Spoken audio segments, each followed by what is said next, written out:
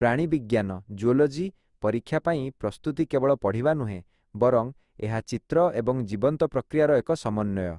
ओडिशार छात्र छात्री माने साधारणतः एहिपरि भाବରେ ନିଜର प्रस्तुति କରିଥାନ୍ତି। 1 चित्र अंकनर अभ्यास मास्टरिंग डायग्राम्स प्राणी विज्ञान रे चित्रर गुरुत्व सबुठारु अधिक। छात्र छात्री माने विभिन्न अंग प्रत्यंग यथा हृत्पिंड हजम प्रक्रिया एवं कोशर गठन को बारंबार आंकी अभ्यास करती। परीक्षा सठिक भावरे लेबलिंग करिबा द्वारा भल मार्क मिलिथाए। 2 वर्गीकरण और वैज्ञानिक नाम क्लासिफिकेशन एंड साइंटिफिक नेम्स विभिन्न जीवजंतुंकर वैज्ञानिक नाम एवं सेमानंकर श्रेणी विभाग मन रखिबा पई छात्र छात्री माने चार्ट बा फ्लैश कार्ड व्यवहार करती। उदाहरण स्वरूप बेंगर जीवन चक्र बा रक्त संचालन प्रक्रिया को पर्यायक्रमे मन रखिबा को चेष्टा करती।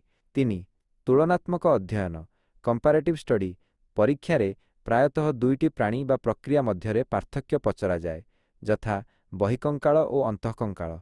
एथिपाई छात्र छात्री माने पार्थक्य दर्शाउथिबा टेबुल प्रस्तुत करी पढ़िथांती। 4 कार्यकारिता और फ्लो चार्ट फिजियोलॉजिकल प्रोसेसेस शरीरर विभिन्न जैविक प्रक्रिया यथा श्वासक्रिया किंबा परिपाक प्रक्रिया को मन रखिबा पई सेमाने फ्लो चार्ट रो सहाय्य नियंती जहाँ जटिल विषय को सहजरे बुझिबारे सहाय्य करे। आपणक पई किछि परामर्श सबुबेले पेंसिल रे स्पष्ट चित्र आंकिबा को चेष्टा करंतु। प्रतिटी अध्यायर शेषरे थिबा मुख्य शब्दगुड़िकर एक नोट प्रस्तुत करंतु।